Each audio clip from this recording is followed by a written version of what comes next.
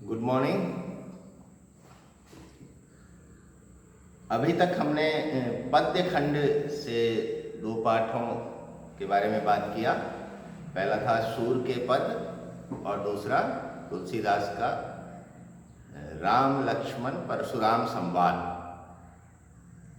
अब हम गद्य खंड की ओर चलते हैं, जिसमें पहला पाठ है स्वयं प्रकाश जी द्वारा लिखित नेताजी का चश्मा।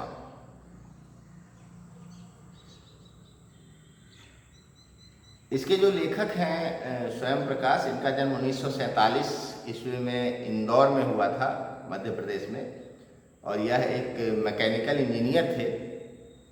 इन्होंने मैकेनिकल इंजीनियर की पढ़ाई की, फिर नौकरी किया। बाद में इन्होंने स्वैच्छिक सेवानिवृत्ति ले लिया और भोपाल में रहते हैं।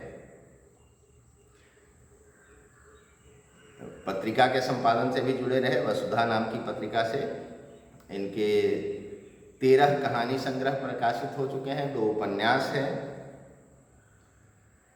और बड़ा ही जो सामाजिक स्थिति होती है उससे जुड़ी हुई चीज़ें लिखते रहे हैं। तो इस पाठ में यह जो नेताजी का चश्मा पाठ है, इसमें इन्होंने देश प्रेम और देशभक्ति की एक अनोखा उसका उदाहरण दिया है कि कैसे एक साधारण व्यक्ति समाज के सबसे निचले स्तर पर रहते हुए भी देश की सेवा करता है। उसके मन में देश के प्रति प्रेम है, जिम्मेदारी है। लेखक का कहना है कि चारों ओर सीमाओं से घिरे भूभाग का नाम ही देश नहीं होता। देश बनता है उसमें रहने वाले सभी नागरिकों, नदियों, पहाड़ों, पेड़ पौधों, वनस्पतियों, पशु पक्षियों से, और इन सब से प्रेम करने तथा इनकी समृद्धि के लिए प्रयास करने का नाम देशभक्ति है। कहने का मतलब है कि सिर्फ एक सीमा से घिरा हुआ भूखंड, धरती का एक अंश जो एक सीमा से घिरा हुआ हो, उसी को सिर्फ देश नहीं कहा जा सकता। देश होता है, देश जीवन तब होता है जब उसमें रहने वाले सभी जीवों, पेड़ पौधों, जो वहाँ की प्राकृतिक चीज़ें हैं, सब चीज़ें उसमें शामिल होती हैं, तभी वह देश जीवंत होता है, एक जीता जागता देश होता है।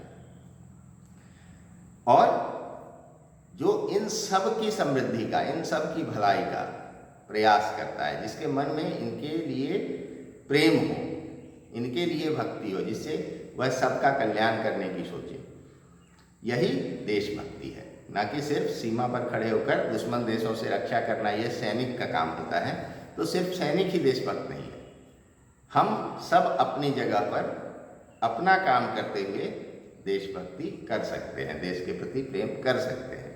सही मायने में यही देशभक्ति है कि हम अपने आसपास की चीज़ों का भला करें, जो हमारे पास रहते हैं, जो हमारे साथ रहते हैं, उनकी भलाई सोचें।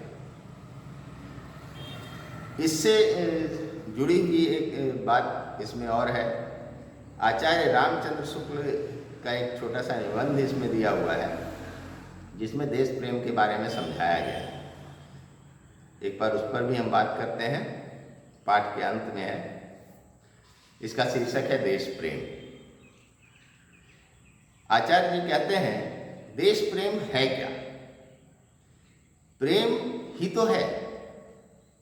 देश प्रेम तो एक प्रेम ही है। जैसा एक मनुष्य दूसरे मनुष्य से करता है, एक पिता अपने पुत्र से करता है, पति पत्नी के बीच होता है, भाई बहन के बीच होता है, वही प्रेम देश के प्रति भी होना, यही देश प्रेम है। इसका आधार क्या है, आलंबन क्या है?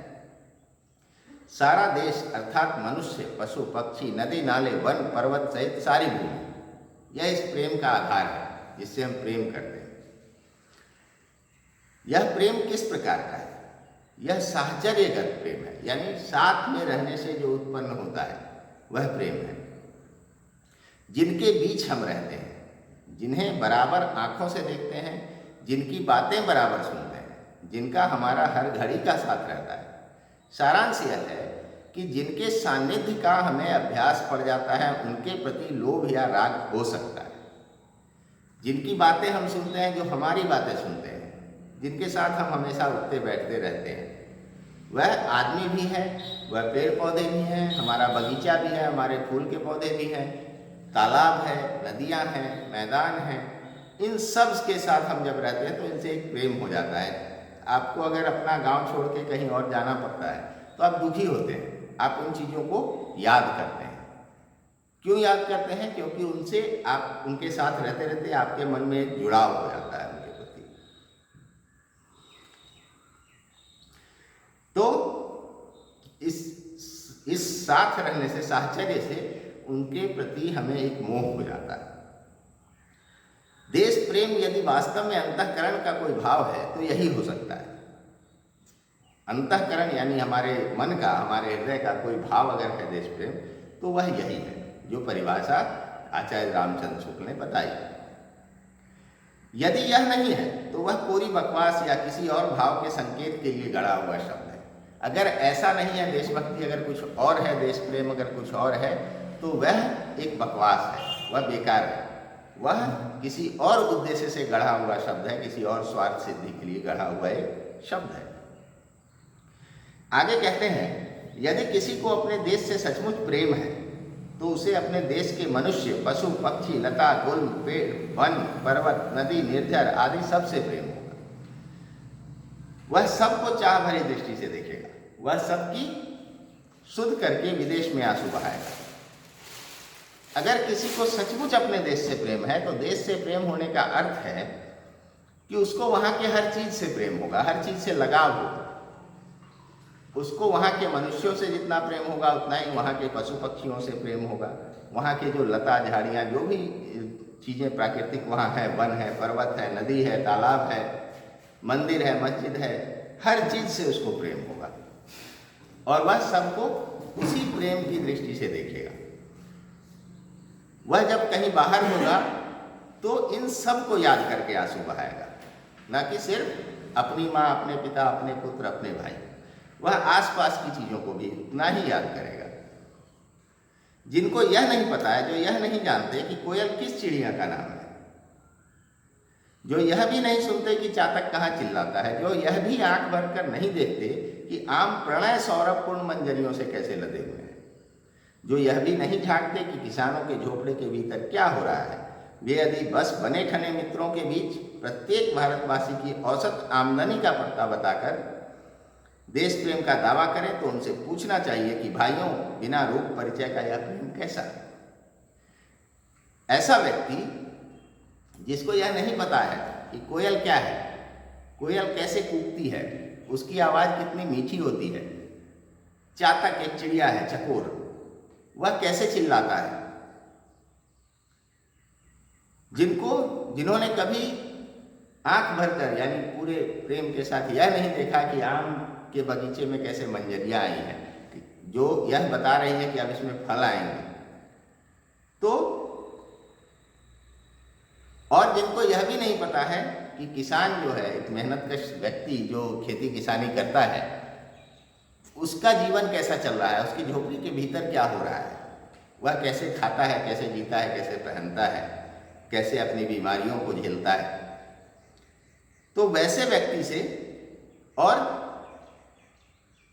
जो सिर्फ यह बताता हो कि उसके जो मित्र हैं, जो समृद्ध हैं, जो अच्छी आमदनी वाले हैं, अच्छे कपड़े पहनते हैं, अच्छा जीवन जीते हैं, उनकी औसत आमदनी का वह उदाहरण देता हो और अपने देश की बात करता हो, तो ऐसे व्यक्तियों से यह जरूर पूछना चाहिए कि भाइयों, बिना रूप परिचय के यह देश प्रेम कैसा है?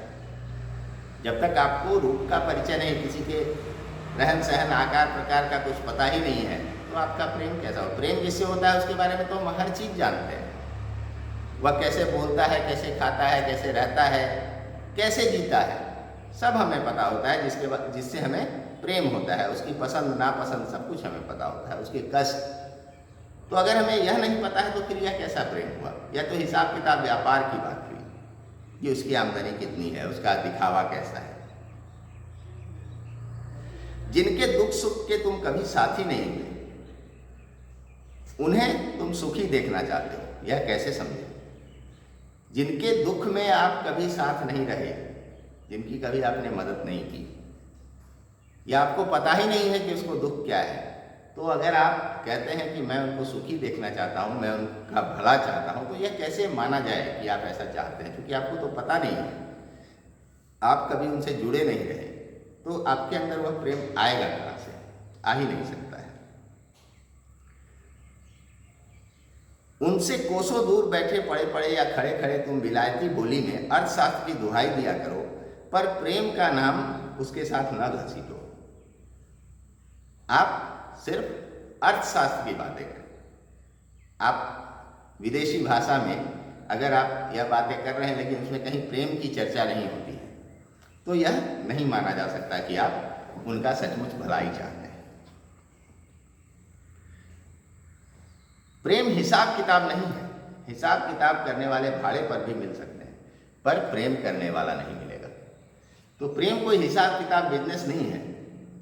हिसाब किताब करने वाला तो कहीं से भी अकाउंटेंट एक ले आएंगे, वो आपको बता देगा सारा डेटा, तो उससे प्रेम का कोई संबंध नहीं है। वह तो हर जगह उपलब्ध है, उसके लिए किसी भावना की जरूरत नहीं है, बस ज्ञान की जरूरत होती है। हिसाब किताब से देश की दशा का ज्ञान मात्र हो सकता है। हित चिंतन और हित साधन की प्रवृत्ति पूरे ज्ञान से भिन्न है। वह मन के वेग या भाव पर अवलंबित है, जिसका संबंध लोभ या प्रेम से है, जिसके बिना अन्य पक्ष में आवश्यक त्याग का उत्साह हो ही नहीं सकता। हिसाब किताब से आपको सिर्फ यह नॉलेज मिल सकती है, यह ज्ञान मिल सकता है कि देश की स्थिति कैसी है, वहाँ का जीवन किस स्तर पर चल रहा है, यह आपको इस चीज़ का ज्ञान हो सकता है। उनकी भलाई के बारे में सोचना या उनकी भलाई करने की प्रवृत्ति इस ज्ञान से अलग है। आपका जो स्वभाव उत्पन्न होगा कि मैं इनकी कुछ अच्छाई करूं, इनका कुछ कल्याण करूं, यह इस ज्ञान से अलग है। वह प्रेम से उत्पन्न हो सकता है। आपका मोह होगा अपने देश के लोगों के प्रति, अपने पर्यावरण के प्रति, तभी आप उनके बारे में कुछ कर सकेंगे। वह आपके मन के भाव पर अवलंबित है। आपके मन का जो भाव है उसी पर वह आधारित होगा, तभी आप किसी के कल्याण के बारे में सोचेंगे। इसके बिना किसी भी व्यक्ति में त्याग का उत्साह हो ही नहीं सकता। यह हो ही नहीं सकता मन में उसकी भावना कि मैं अपना छोड़ूं सुख और इनकी भलाई के बारे में सोचूं, ऐसा हो नहीं सकता है। एक छोटा सा उदाहरण देता हूं मैं। एक गूंज करके एक एनजीओ है, तो उसके जो मालिक हैं, अभी नाम ध्यान में नहीं आ रहा है मेरे, वह हांगकांग या कहीं बाहर नौकरी करते थे बढ़िया। एक बार भारत में आए तो किसी कारण से मुर्दा घर में जाना पड़ा। वहाँ का जो दरबान था उससे उन्होंने बातें की। बातें करने पर पता चला वो काफ़ी गरीब था, तो उसकी जो बेटी थी, उसके छोटी सी बच्ची थी, उसके कपड़े वगैरह, सर्दियों का मौसम था तो देख के लगा नहीं कि इससे इसकी सर्दियाँ दूर होती होंगी। उन्होंने बात की कि कैसे आप करते हैं इसको, कैसे काम चलाते हैं जाड़े के दिनों में। तो उस लड़की ने बोला कि जब ज़्यादा सर्दी लगती है तो किसी मुर्दे को पकड़ के सो जाती है। तो उनके मन पर इसका चोट लगा। उन्होंने इस चीज़ को महसूस किया कि क्या स्थिति है गरीबों की, कैसे जीते हैं ये लोग। वो एक अच्छी खासी नौकरी कर रहे थे, उन्होंने नौकरी छोड़ दिया और अपनी पत्नी के साथ मिलकर एक संस्था बना ली, जिसके तहत वो देश भर से लोगों से पुराने कपड़े मांगने लगे और उनकी मरम्मत वगैरह कराकर वो बांटने लगे गरीबों में। जो कपड़े हम फेंक देते हैं, हमारा पुराना हो जाता है या हमारा मन भर जाता है, जो ठीक ठाक आमदनी वाले लोग हैं, तो उनसे वह कपड़े दान लेने लगे और उन्होंने बांटना शुरू किया। आज तक यह काम चल रहा है और बढ़िया चल रहा है। इसके लिए अनेक सम्मान उनको मिला, रामन मैग्सेसे अवार्ड वगैरह भी मिला। तो यह भावना कैसे उत्पन्न हुई? यह भावना तब उत्पन्न हुई जब उन्होंने उस चीज़ को जाकर देखा, उसके बारे में जाना। दूर बैठे बैठे बातें की जा सकती है कि हमारे देश में बहुत गरीबी है, इसमें ये कर देना चाहिए, उससे लेकिन होता नहीं है। यह सिर्फ एक सुनने में अच्छी लगने वाली बात है। करने के लिए आपके मन में उस प्रेम का संचार होना जरूरी है और उस प्रेम के संचार के लिए आपका उन चीज़ों को जीना जरूरी है, उनको नज़दीक से देखना जरूरी है। अब इस पाठ में जो देशभक्ति का एक रूप दिखाया गया है उसमें एक सबसे निम्न स्तर पर जीने वाले व्यक्ति, एक फेरी वाला है जो लंगड़ा है और वह घूम घूम कर चश्मे बेचता है। उसी कस्बे में नेताजी की एक मूर्ति है जो कभी बनाई है, लेकिन नेताजी की जो पहचान है हमारे नज़र में वह है कि वो एक चश्मा लगाते हैं गोल से। तो वह चश्मा उस पर नहीं लगा। अब उस चश्मे वाले को यह बुरा लगा तो उसने अपना जो बेचने का उसका सामान था, चश्मे जो उसके पास होते थे, उसमें से एक चश्मा वह लगा देता था उस पर। उसका वह बिक जाए तो फिर दूसरा चश्मा लगा देता था, तो अक्सर बदलता रहता था, लेकिन वो ध्यान रखता था कि नेताजी की मूर्ति बिना चश्मे के ना रहे, उसे वह अपूर्ण लगती थी। तो यह उसके स्तर की एक देशभक्ति थी, एक जिम्मेदारी थी। जब उसकी मृत्यु हो जाती है तो उस कस्बे के बच्चे भी यह काम करते हैं, वह सरकंडे का चश्मा बनाकर लगा देते हैं नेताजी की मूर्ति। तो इस पाठ में यह बड़ा सुंदर ढंग से चित्रित किया गया है कि कैसे हम जहाँ हैं, हम जिस स्तर पर हैं, जिस जीवन को जी रहे हैं, वहाँ रहते हुए अपनी जिम्मेदारी निभा सकते हैं, देश के प्रति प्रेम रख सकते हैं, देशभक्ति कर सकते हैं। तो पाठ का परिचय हम लोग यहीं तक रखते हैं। कल हम लोग फिर मुख्य पाठ पर बात करेंगे। धन्यवाद।